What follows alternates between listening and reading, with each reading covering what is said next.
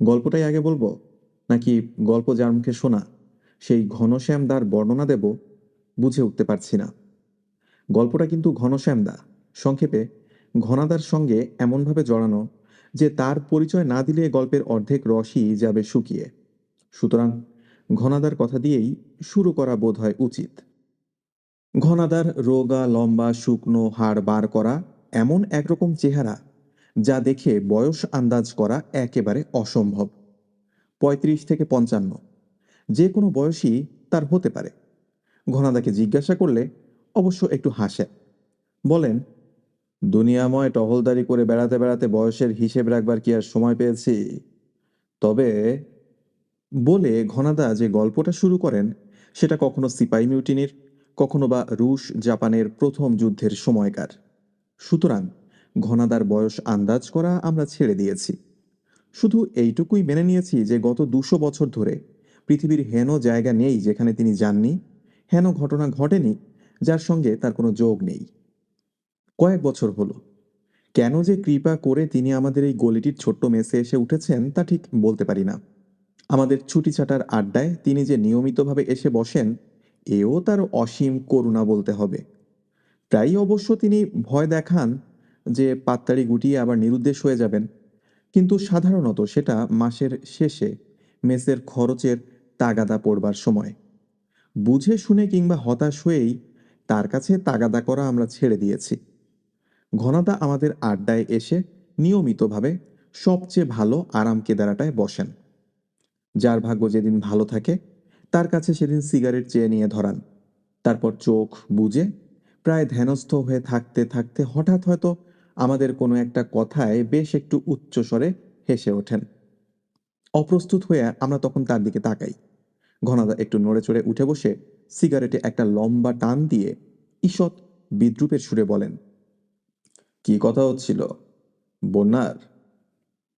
আমরা লজ্জিতভাবে স্বীকার করি যে সামান্য দামোদরের বানের কথা আমরা আলোচনা করছিলাম। ঘনাদা আমাদের দিকে এমন করুণা মিশ্রিত অবজ্ঞার সঙ্গে তাকান, মনে হয় দামোদরের বানে আমাদের নিজেদের ভেসে যাওয়াই ভালো ছিল।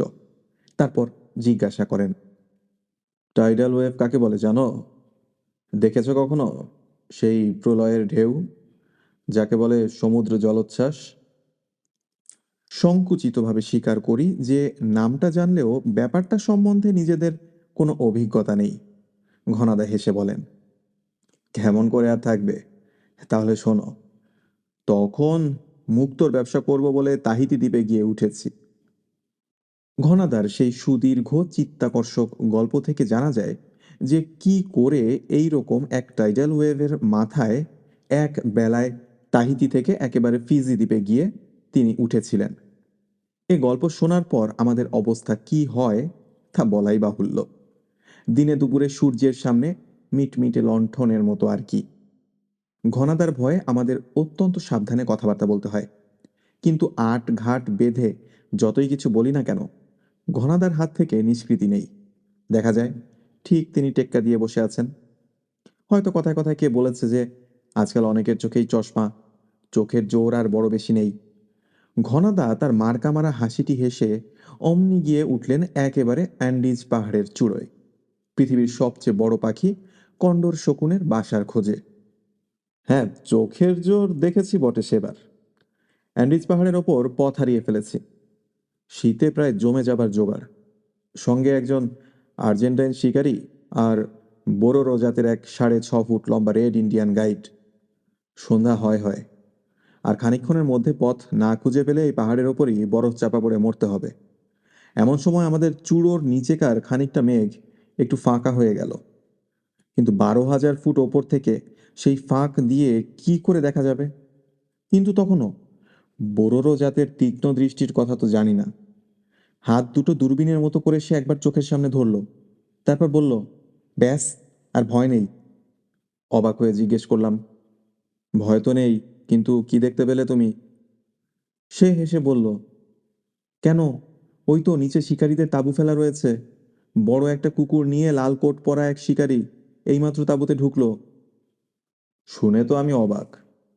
ঘনাদার কথা শুনে আমরা ততোধিক অবাক হয়ে বললাম, 12,000 ফুট ওপর থেকে লাল রঙের কোট পর্যন্ত দেখতে পেলে?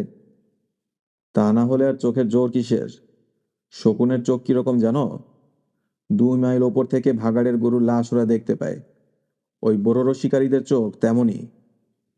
এরপর আমরা যে নির্বাক হয়ে গেলাম তা বলা বাহুল্য। প্রায় নির্বাক হয়েই আজকাল থাকি। এর ভেতরে সেদিন কি থেকে কি বুঝি মশার প্রসঙ্গ উঠে পড়েছিল। ঘনাদা তখনও এসে পৌঁছননি, তাই বোধহয় আমাদের অতটা সাহস। তাছাড়া ভেবেছিলাম যে সামান্য মশা মারবার ব্যাপারে ঘনাদা তার কামান দাগা প্রয়োজন বোধ করবেন না। কিন্তু ভুল ভাঙতে আমাদের দেরি হলো না। বিপিন সবে তাদের গায়ে কিভাবে মশা মারবার ব্যবস্থা হচ্ছে সেই কথা তুলেছে। হঠাৎ দরজায় ঘনাদার আবির্ভাব। কি কথা হচ্ছিল হে? আমরা অত্যন্ত সংকুচিত হয়ে বলি, না, এমন কিছু নয়, এই মশা মারবার কথা বলছিলাম। বিপিন তাড়াতাড়ি আরাম কেদারাটা ছেড়ে সসম্মানে ঘনাদার জন্য জায়গা করে দেয়। ঘনাদা তাতে সমাসীন হয়ে শিশিরের কাছে একটা সিগারেট চেয়ে নিয়ে ধরিয়ে বললেন, ও, মশা। আমরা কতটা আশ্বস্ত হই। যাক, ঘনাদার দৃষ্টি তাহলে মশা পর্যন্ত পৌঁছবে না। কিন্তু পর মুহূর্তেই বোমা ফাটল। যে সে বোমা নয়, একেবারে অ্যাটমিক। হ্যাঁ, মেরেছিলাম একবার একটা মশা। আমরা স্তম্ভিত। ঘনাদা মশার প্রসঙ্গ বাদ দিতে চান না দেখে নয়, স্তম্ভিত তার এই অবিশ্বাস্য বিনয়। মশাই যদি মারতে হয় তাহলে ঘনাদা মাত্র একটি মশা মারবেন? এ যে কল্পনাও করা যায় না। শিশির সাহস করে বলেই ফেলল, একটি মশা মেরেছিলেন? হ্যাঁ, একটি মাত্র মশাই জীবনে মেরেছি। আমাদের হতবুদ্ধি করেই ঘনাদা বলে চললেন, মেরেছি 1939 সালের 5 আগস্ট, শাখালিন দ্বীপে। আমরা ফ্যাল ফ্যাল করে তার দিকে চেয়ে আছি। এটা দেখে একটু চুপ করে থেকে আবার বললেন, কি, শাখালিন দ্বীপের নাম শুনেছ কিন্তু কিছুই জানো না কেমন? দ্বীপটা জাপানের উত্তরে সরু একটা করাতের মতো উত্তর দক্ষিণে লম্বালম্বি হয়ে পড়ে আছে। তার দক্ষিণ দিকটা ছিল জাপানিদের আর উত্তরটা রাশিয়ার। সেই দ্বীপের পূব দিকের সমুদ্রকূলে তখন অ্যাম্বার সংগ্রহ করবার একটা কোম্পানির হয়ে কাজ করছি। এমন অখাদ্য পাণ্ডববর্জিত জায়গায় দুনিয়ায় আর যে কি আছে কিনা সন্দেহ। বছরের অর্ধেক সেখানে মুষলধারে বৃষ্টি পড়ে, আর বাকি অর্ধেক বরফে সব জমে যায়। তার উপর আছে ভীষণ তুষার ঝড় আর গাঢ় জমাট কুয়াশা। কোনো রকমে দামি কিছু অ্যাম্বার সংগ্রহ করেই সে মুখও আর হব না, এই ছিল মতলব। কিন্তু সে আশায় ছাই পড়ল। আমাদের কোম্পানির তানলিন নামে এক চীনা মজুর একদিন সকালে হঠাৎ নিরুদ্দেশ। তার সঙ্গে এ পর্যন্ত যা অ্যাম্বার জোগাড় হয়েছিল সেই মহামূল্য থলিটাও। শাখালিন দ্বীপটি নেহাত কোনো ছোটোখাটো দ্বীপ নয়। তার বেশিরভাগ আবার জঙ্গল আর পাহাড়। সেসব পাহাড় জঙ্গলের অনেক জায়গায় মানুষের পায়ের চিহ্নই পড়েনি। সুতরাং এই দ্বীপে কাউকে খুঁজে বার করা সোজা নয়। তবে একটা আশার কথা ছিল এই যে, অ্যাম্বারের মতো দামি রত্ন চুরি করে শাখালিন দ্বীপে লুকিয়ে থেকে কারো লাভ নেই। সে চোরাইমাল বেচতে তাকে কোনো বড় সভ্য দেশে যেতেই হবে। আর শাখালিন দ্বীপ ছেড়ে এপ্রিল থেকে অক্টোবরের মধ্যে কাউকে যেতে হলে প্রধান শহর আলেকজান্ড্রাভস্ক থেকে ভ্লাদিভস্টকের স্টিমার না ধরে উপায় নেই। অক্টোবরের পরে অবশ্য সমুদ্র জমে বরফ হয়ে যায়। তখন লুকিয়ে কুকুরটানা স্লেজে করে পালানো সম্ভব। কিন্তু প্রধান স্টিমার ঘাটায় কড়া নজর রাখবার ব্যবস্থা করলে তার আগে চোর কিছুতেই শাখালিন থেকে বেরোতে পারবে না। অক্টোবর পর্যন্ত তাকে খুঁজে বার করবার সময় অন্তত আমরা পাব। বেতারে আলেকজান্ডার ভস্কের পুলিশের কাছে সমস্ত খবর পাঠিয়ে আমি ও আমাদের ক্যাম্পের ডাক্তার মিস্টার মার্টিন দুজন কুলি নিয়ে তানলিনের খোঁজে বেরিয়ে পড়লাম। কয়েকদিন জলা জঙ্গলে ঘুরে ঘুরে যখন প্রায় হতাশ হয়ে উঠেছি, তখন হঠাৎ ভাগ্যক্রমে একটা হদিস পেয়ে গেলাম। টিয়ারা পাহাড়ের কাছে সেদিন সন্ধ্যায় আমরা তাঁবু ফেলেছি। ওখানকার আদিম গিলিয়াক জাতির এক শিকারীর কাছে সকালবেলায় একটা উড়ো খবর পেয়েছিলাম। এই দিক দিয়ে একজন চীনাকে যেতে দেখা গেছে। কিন্তু তখনও পর্যন্ত সে খবরে বিশ্বাস করবার মতো কোনো প্রমাণ পাইনি। রাত্রে তাঁবুর মধ্যে ঘুমানো একরকম অসম্ভব। শাখালিন দ্বীপে বড় হিংস্র জানোয়ার বলতে শুধু ভালুক ছাড়া আর কিছু নেই। সাধারণত তারা মানুষকে আক্রমণ করে না। কিন্তু দিনে মাছি ও রাত্রে মশা যা আছে তা হিংস্র জানোয়ারকে হার মানায়। আমি আর মিস্টার মার্টিন তাই কোনো রকম ঘুমোতে না পেরে তখন বাইরে এসে দাঁড়িয়ে গল্প করছি। হঠাৎ চমকে উঠে বললাম, দেখেছেন মিস্টার মার্টিন? মিস্টার মার্টিনের দৃষ্টিও সেদিকে তখন গেছে।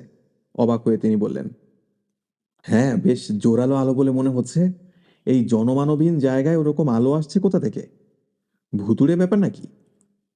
খানিকক্ষণ লক্ষ্য করে বললাম, না ভুতুড়ে নয়, বেশ স্বাভাবিক ব্যাপার। দূরের ওই পাহাড়ে ঢিবিটার পেছনে নিশ্চয়ই কোনো একটা বাড়ি আছে।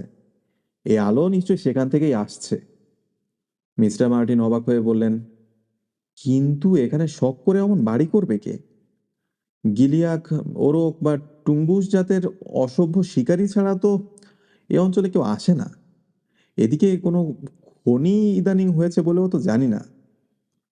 ব্যাপারটা সম্পর্কে কৌতূহল যত বেশিই হোক, সন্ধান নেবার জন্য সকাল পর্যন্ত আমরা নিশ্চয়ই অপেক্ষা করতাম। কিন্তু সেই মুহূর্তে রাত্রির স্তব্ধতা হঠাৎ এক অমানুষিক চিৎকারে যেন বিদীর্ণ হয়ে গেল। একবার আমি ও মিস্টার মার্টিন দুজন দুজনের মুখের দিকে চাইলাম। তারপর ভেতর থেকে একটা টর্চ বের করে এনে কোনো কথা না বলেই বেরিয়ে পড়লাম। একেবারে নিরস্ত্র যে আমরা ছিলাম না তা বোধহয় বলবার দরকার নেই। দুজনের কোমরবন্ধেই পিস্তল আঁটা ছিল। যে পাথরের ঢিবিটার পেছন থেকে আলো দেখা যাচ্ছিল সেটা খুব বেশি দূরে নয়, প্রায় 100-3 গজ হবে। ঢিবিটার পাশ দিয়ে ঘুরে যাবার পরই দেখা গেল আমাদের অনুমান ভুল হয়নি। একটা মাঝারি গোছের বাড়ির একটা জানালা থেকে উজ্জ্বল আলোটা দেখা যাচ্ছে। আশ্চর্যের কথা এই যে, অমানুষিক যে চিৎকার আমরা শুনেছিলাম তা একবার উঠেই একেবারে স্তব্ধ হয়ে গেছে। চারিধার এমন শান্ত যে দুজনে একসঙ্গে সে শব্দ না শুনলে মনের ভুল বলেই সেটা গণ্য করতাম। বাড়িটার কাছে এসে তখন আমরা বেশ একটু ফাঁপড়ে পড়েছি। এখন করা যায় কি? অজানা জায়গায়, সম্পূর্ণ অপরিচিত এক বাড়িতে হঠাৎ মাঝরাতে এসে ডাকাডাকি করাটা মোটেই সুবিধের হবে না, তা বুঝতে পারছিলাম। কিন্তু ফিরে যাওয়া তো তখন আর যায় না। যে জানালাটা দিয়ে আলো আসছিল সেখানে গিয়ে সাবধানে একবার উকি দিলাম। মস্ত বড় একটা ঘর, মিউজিয়াম যেমন থাকে অনেকটা সেই রকম। প্রকাণ্ড একটা কাচে ঘেরা টেবিল ঘরটার মাঝখানে বসানো। সে কাচের ভেতর কি আছে দেখতে পেলাম না। লোকজনও কেউ সেখানে নেই, এত রাত্রে থাকবার কথাও না। সেখান থেকে সরে এসে দরজায় ধাক্কা দেব কিনা ভাবছি, এমন সময় পেছন থেকে সরু অথচ তীক্ষ্ণ কণ্ঠে ইংরেজিতে এক আদেশ শুনলাম, প্রাণ বাঁচতে চাও তো হাত তোলো। চমকে ফিরে দাঁড়িয়ে দেখি বেটে গোছের জোয়ান একটি লোক আমাদের দিকে পিস্তল উঁচিয়ে দাঁড়িয়ে আছে। তার পেছনে লম্বা চওড়া জমদূতের মতো চেহারার এক প্রহরী, তারও হাতে পিস্তল। ব্যাপারটা বেশ নাটুকে হয়ে জমে উঠেছিল বটে, কিন্তু শেষ পর্যন্ত পরস্পরের পরিচয় পাওয়ার পর সব আবার থিতিয়ে সহজ হয়ে গেল। পিস্তল হাতে যিনি আমাদের হাত তুলতে বলেছিলেন জানতে পারলাম তিনি মিস্টার নিশিমারা, এই নামে একজন জাপানি কীটতত্ত্ববিদ। শাখালিনের কীট পতঙ্গ নিয়ে গবেষণা করবার জন্য এই ঘাঁটিটি বসিয়েছেন। আমরা কি উদ্দেশ্যে তার বাড়িতে হানা দিয়েছিলাম শোনবার পর লজ্জিত হয়ে তিনি আমাদের কয়েকদিন তার ওখানে থেকে যেতে, কাজকর্ম দেখে যেতে অনুরোধ করলেন। সঙ্গে সঙ্গে এ আশ্বাসও দিলেন যে পলাতক চীনা মজুরের সন্ধান তার লোকজনের মারফত তিনিই করিয়ে দিবেন। এ অঞ্চল তার একরকম হাতের মুঠোয়, তার লোকজনের হাত এড়িয়ে কারোর পালাবার ক্ষমতা নেই। কথাটা যে কতখানি সত্য একদিন পার না হতেই বুঝতে পারলাম। পরের দিন সকালে মিস্টার নিশিমারা তার গবেষণাগার আমাদের ঘুরিয়ে ঘুরিয়ে দেখিয়ে অনেক কিছু বুঝিয়ে দিলেন। সাধারণ কীটতত্ত্বের গবেষণা তিনি যে করেন না, তার ল্যাবরেটরির নানা বিভাগ দেখেই তা অবশ্য বোঝা যায়। শুধু পর্যবেক্ষণ নয়, কীটপতঙ্গ লালন পালন ও পরিবর্ধন করার জন্য রাসায়নিক ও বৈদ্যুতিক নানা যন্ত্রপাতি এবং বিভিন্ন উপাদান উপকরণ তার বিরাট ল্যাবরেটরিতে আছে। মিস্টার মার্টিন তাকে একসময় জিজ্ঞাসা করলেন, পোকামাকড়ের ভেতর মশাই দেখছি আপনার গবেষণার প্রধান বিষয়। মিস্টার নিশিমারা একটু হেসে বললেন, তাতে আশ্চর্য হবার কি আছে? মানুষের সভ্যতার মশাই হচ্ছে সবচেয়ে বড় শত্রু। এই শাখালিন দ্বীপ থেকে শুরু করে সমস্ত পৃথিবীতে শুধু ম্যালেরিয়ার বাহন হিসাবে মশা কি পরিমাণ ক্ষতি প্রতিনিয়ত করছে ডাক্তার হিসেবে আপনার নিশ্চয় অজানা নয়। মিস্টার মার্টিন বললেন, কিন্তু আপনার গবেষণাগারে তো দেখছি মশার লালন পালনই হলো আসল কাজ। এর দ্বারা ম্যালেরিয়ার কি প্রতিকার হবে বুঝতে পারছি না। নিশিমারা আবার হেসে বললেন, না বুঝবারই কথা। শুধু মশা মেরে নয়, মশা যাতে আর ম্যালেরিয়া বাহন না হতে পারে সেই চেষ্টা করে আমি ম্যালেরিয়া সমস্যার নতুনভাবে সমাধান করতে চাই। আমাদের একটু অবাক হতে দেখে তিনি বললেন, মশা কি করে রোগের জীবাণু ছড়ায় আপনাদের নিশ্চয় জানা আছে। তার মুখ একটা ডাক্তারি যন্ত্রের বাক্স বললেই হয়। গায়ের ওপর বসে প্রথম একটি যন্ত্রে সে চামড়া ফুটো করে, তারপর আরেকটি যন্ত্রে মুখের লালা সেখানে লাগিয়ে দিয়ে আমাদের রক্ত যাতে চাপ না বেঁধে যায় তার ব্যবস্থা করে। এরপর তৃতীয় যন্ত্র, নল দিয়ে সে রক্ত শুষে নেয়। আমাদের শরীরে যে রোগের জীবাণু ঢোকে সে তার ওই দ্বিতীয় যন্ত্রের লালা থেকে। মশার জন্মের পর যদি কোনো উপায়ে তার লালার এমন রাসায়নিক পরিবর্তন করে দেওয়া যায় যে বিষাক্ত ম্যালেরিয়ার জীবাণু তার ভেতর বাঁচতেই পারবে না, তাহলে মশা হাজার কামড়ালেও আর আমাদের ভয় নেই। আমার গবেষণাগারের মশার লালা পরিবর্তনের সেই চেষ্টাই আমি করছি। বিশ্বাস করি আর না করি, নিশিমারার কথায় প্রতিবাদ কিছু করিনি। সমস্ত গবেষণাগারটা আমাদের কাছে তখনই কেমন রহস্যময় মনে হয়েছে। আগের রাত্রে সেই অমানুষিক চিৎকারের শব্দের কথা তখনও ভুলতে পারিনি। নিশিমারাকে জিজ্ঞাসা করায় তিনি সেটা কোনো বন্য জন্তুর আওয়াজ বলে হেসে উড়িয়ে দিয়েছিলেন বটে, কিন্তু মনে হয়েছে কিছু যেন তিনি গোপন করে যাচ্ছেন। সেই গোপন রহস্য কি, সেদিন রাত্রেই টের পেলাম। নিশিমারা আমাদের যত্ন আতিথ্যের কোনো ত্রুটি করেননি। রাতের খাওয়া দাওয়া সেরে আমরা তখন আমাদের জন্য নির্দিষ্ট ঘরটিতে শুতে এসেছি। হঠাৎ মিস্টার মার্টিন বললেন, এরই মধ্যে শুয়ে কি হবে, আসুন একটু বাইরে ঘুরে আসি। তো তার কথায় রাজি হয়ে বাইরে বেরুতে গিয়ে অবাক হয়ে গেলাম, আমাদের ঘরের দরজা বাইরে থেকে বন্ধ। মিস্টার মার্টিন অত্যন্ত চিন্তিতভাবে আমার দিকে চেয়ে জিজ্ঞাসা করলেন, এর মানে? মানে ঠিক বুঝতে না পারলেও এই দরজা বন্ধ করার পেছনে যে কোনো শয়তানি মতলব আছে সে বিষয়ে কোনো সন্দেহ তখন আর আমাদের নেই। কিন্তু এত সহজে আমরা হার মানব কেন? ছাদের কাছে হাওয়া চলাচলের একটা ছোট ভেন্টিলেটর ছিল। কোনো রকমে তারই পাল্লা ভেঙে দুজনে সেখান দিয়ে গলে বাইরে গিয়ে নামলাম। ঘুটঘুটে অন্ধকার রাত্রি। শুধু ল্যাবরেটরির একটা ঘরে তখনও আলো জ্বলছে।